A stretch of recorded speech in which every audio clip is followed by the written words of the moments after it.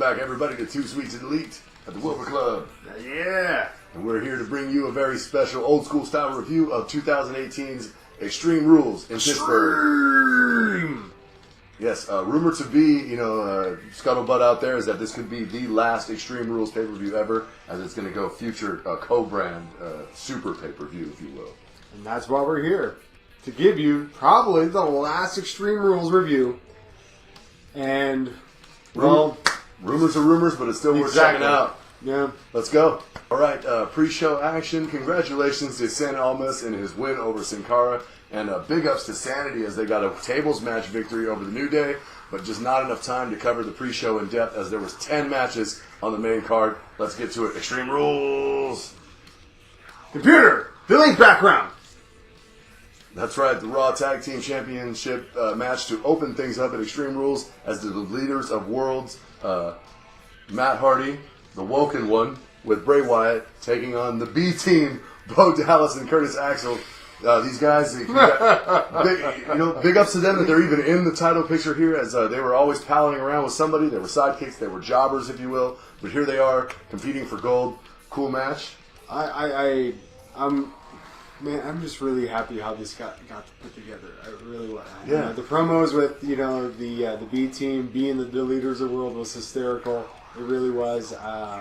This match was really good. I enjoyed actually every minute of it. It was a trip to see Bray Wyatt and Bo Dallas taking each other on the ring again. Haven't seen that since seems like NXT time. Even though they did see each other during the build-up, still a cool match. But big surprise to open the show, man. The B Team, winners of the Raw Tag Team Championships, and they were hyped, celebrating. Dude. I mean, you saw them at the after Stretch show. Armstrong apparently landed on the moon. Stretch Armstrong landed on the moon, y'all. Anyway, big congrats to the B Team as we move on. I have to, before we close this one out, but I have to admit, they deserve this one. These two guys, yeah, they deserve it. They really did. But hopefully Raw treats them good, being the tag team champs. They seem genuinely happy to win this. So good for them. Let's see where it takes them. Ready? Next match! All right, moving things on in the show, you've got Finn Balor representing the Balor Club, and he's Why does he have hair? I mean, that is old. Computer! No.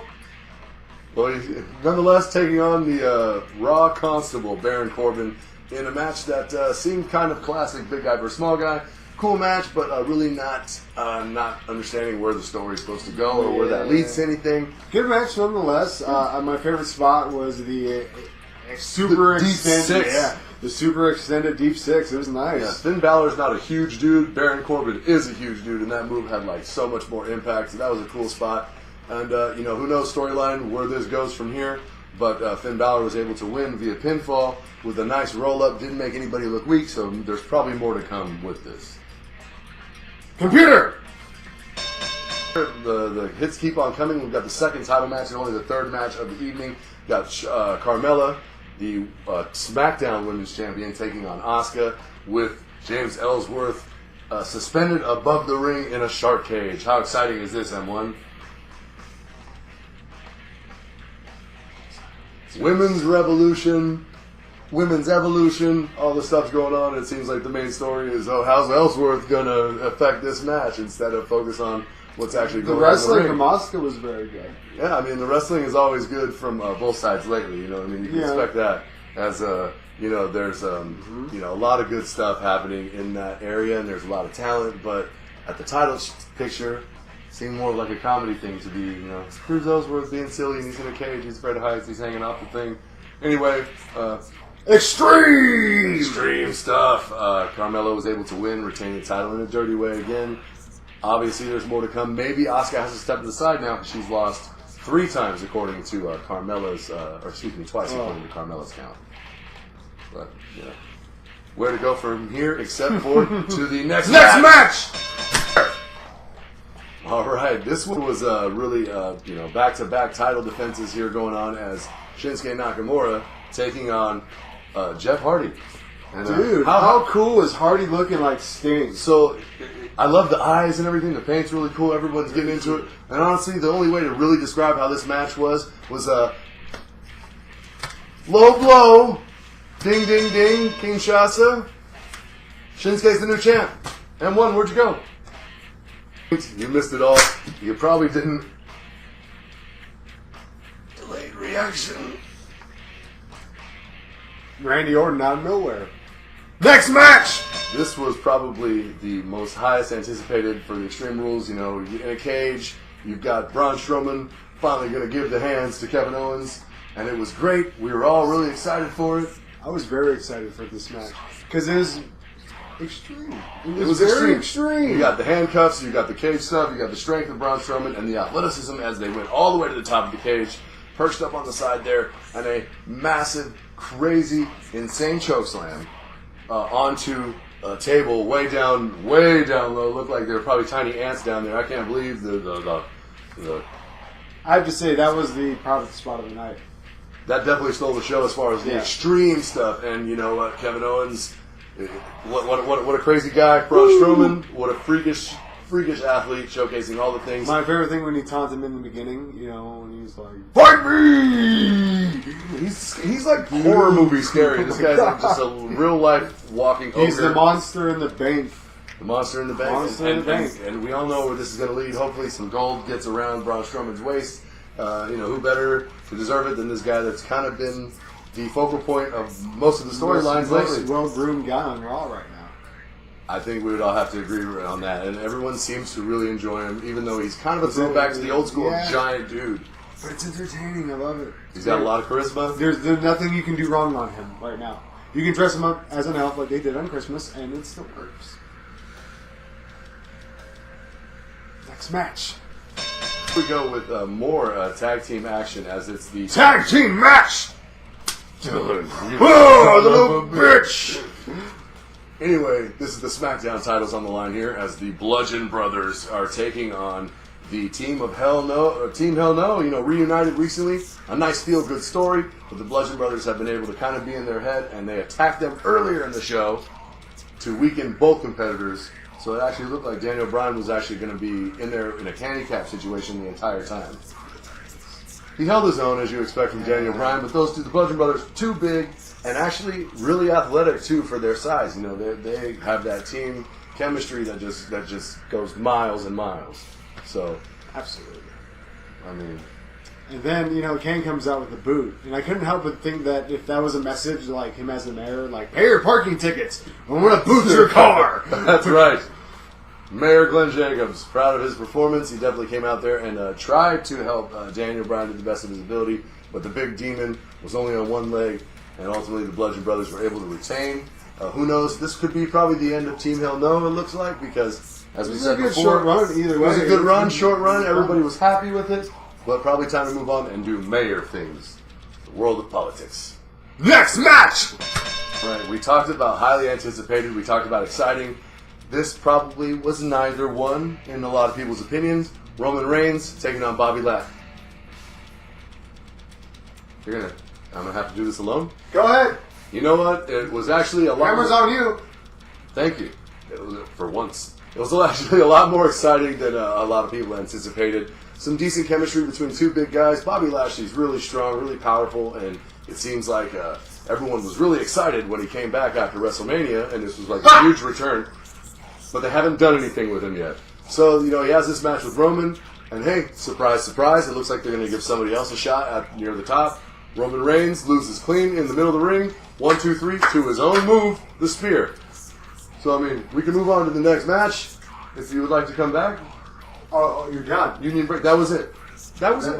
That was it. No title on the line. I don't know if it's anything other than number one contender.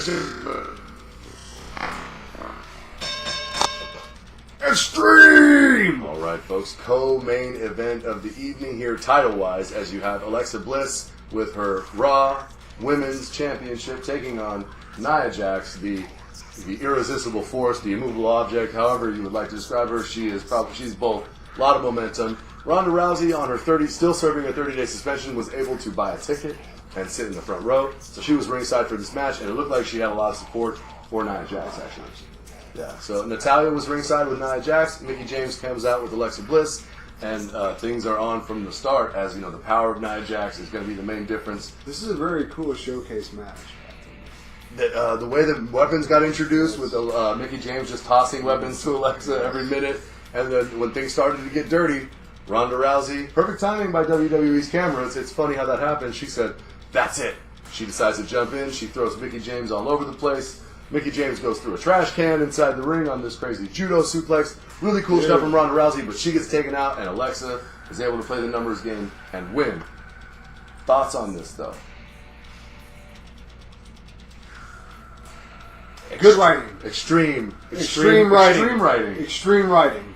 And I liked it. I was very entertained every single minute of this match. I really couldn't complain, man. They're doing very well. What they're doing with Rousey, with the championship, with Nia, with everybody in the entire women's division on Raw.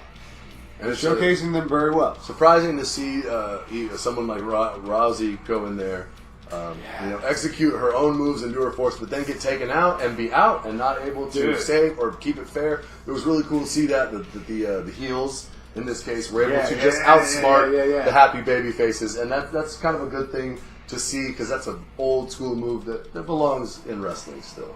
So cool stuff. Next match.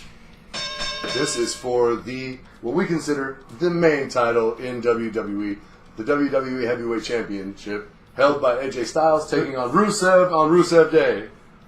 The champ that runs the camp on Rusev Day. That's right. Nice voice you got there. You should karaoke sometime. It's the Wilbur Club. It's got a nice ring to that. We got to Moshka our way out of here. So, great match, cool stuff. Really surprising to see Rusev and AJ's chemistry. Dude, and I was just happy to see this happen. Classic old school style of showing, big man versus small guy, got to chop him down, take his legs out, and that proved to be effective throughout the match, even though there was some really huge moments where it looked like Rusev was going to just take this thing, and the crowd really seemed like they wanted it, but there was a both these guys type of theme going on, I felt. AJ Styles, Rusev Day. Yeah. It was very well deserving for Rusev. And, and AJ being the showman that he is, and showing that this guy is top worthy of this title. And I'm sorry, but AJ is like a mixture between like Shawn Michaels and Ric Flair right now. Is he not? He's really? He's just clearly one of the best in the world, clearly the best in the company. He's doing his job very well right now. He's making everybody look good, making that title look really important because every time he defends it, it's in a great performance, great match, and you really like to see that other than like on that other show where the title doesn't seem to ever be on TV ever. I guess we need to show more shows because it's about us.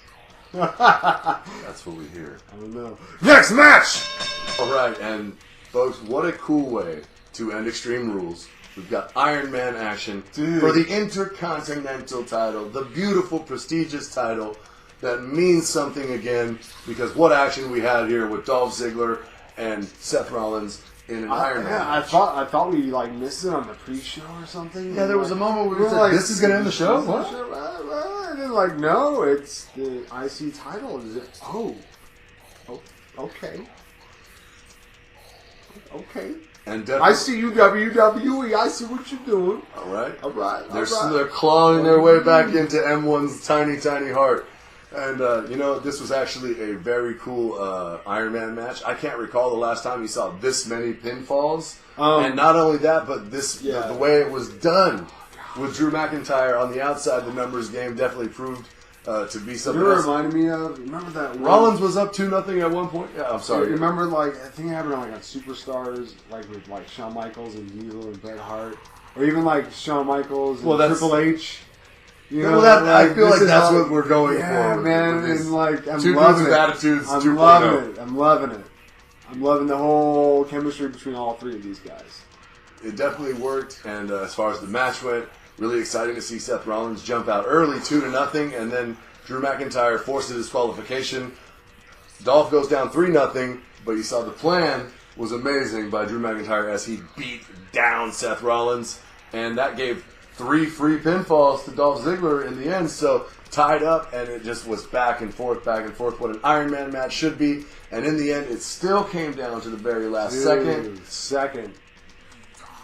Kurt Angle. Speaking of seconds, though, man, before we get to that, just speaking of seconds, I was entertained. I was counting down 2. Well, I think it's just a thing that us fans just do. I think some fans, were really... everybody was having a good We time. just like chanting now. The crowd was That's into all. it. It didn't seem like the performers were too into it, though. So there was some language. But as I sat there and went, no, man, this you can't edit it. No, man, those are the rules. Those are the rules, It's 4 evens a draw. It goes back, and out comes Kurt Angle. So we get the overtime, but Yeah. genius Drew McIntyre once again playing the Big Daddy Cool Diesel role, coming out there, Dude. absolutely dusting Seth Rollins. 1, 2, 3. Dolph Ziggler keeps the title in a shady way, but very cool. Who knows where they go from here? There's probably got to be more. Maybe we'll see some more of Rollins versus Drew McIntyre, which I'm excited for. There's actually a lot to look forward to. I give this show a really nice high B because it just blew my expectations away because I really wasn't expecting anything at all from WWE tonight. I give it a 7 out of 10. Solid 7 out of 10. Exactly. It blew my expectations away. It really did. There was some surprises here and there. Granted, it didn't, it's, and I see why if they make this move about ending Extreme Rules, I'm okay with that. Just make stipulations in other matches and super shows. Because if we can't be extreme, then we should just relive our greatest moments that we did with ECW on the WWE Network. It's only $9.99 a month. And if you subscribe for Extreme Rules, it's free for the entire month. So check it out. Thanks for joining us, guys. We knew we had to keep it real tight because there was 10 matches. Great show. Make sure you check it out if you get a chance. And also like, comment, subscribe. YouTube, Instagram, Facebook. Wilbur Club, Too Sweet to Delete. Pizza Savage. M1. Yeah. Extreme. Two brother, me brother.